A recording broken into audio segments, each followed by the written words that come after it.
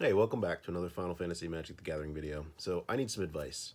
I'm about to start putting these cards together in a binder. Shout out to Jason, my friend who showed me that this existed, which I'm absolutely in love with. So I bought 4 of these. The whole collection's going to go in those binders. But then I started kind of thinking, well, how am I going to organize this? And I think the no-brainer answer is the Through the Ages cards will display in order all the non-foils and then do all the foils, and that's like 1 through 64, so really straightforward, easy to figure out how to display that. When we start getting into the main set though, like the characters, I think I have to put all of the Strike Oppose cards together. So I'm going to do kind of one set of all the characters in non-foil, one in foil, and then one in Surge foil. But what I'm having a hard time with is these cards. When we start to get into some of the other characters that don't have Strike Oppose versions, their numbers at the bottom of the card are kind of all over the place. So for Tella, you can see that he's got like 244, 510, and then 349. So if I were to display the cards in order,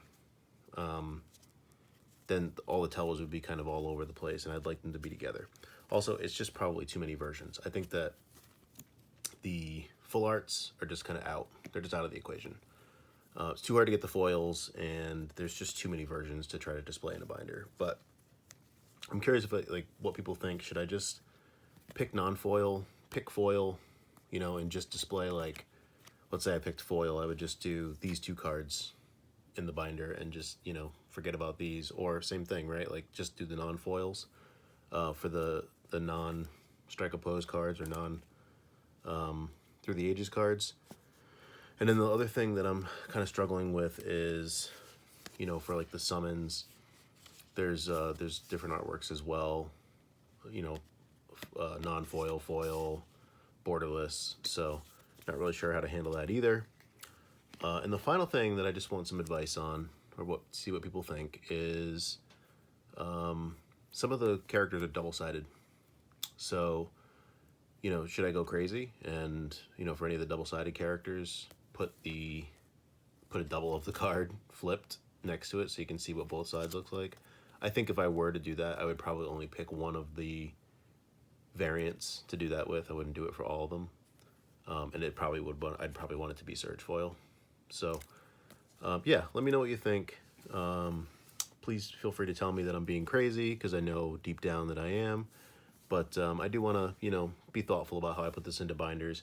I've sleeved up a bunch of sets in the past into binders, and it's one of those things, like, once you make the decision on how to organize it, it is a huge pain to try to reorganize it. So if you try to do it by color or alphabetical order and then you change your mind, you're dealing with, in those old sets, it's like 360 cards or something like that you have to redo.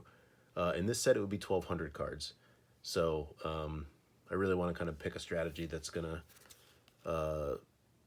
be a one and done decision, and I'll be happy with the results. So yeah, that's it for now. Next video, I will show some of these in the binder, because I'm 99% positive that I want to start the binder with the Through the Ages cards, and we'll take a look at that. So see you on the next one.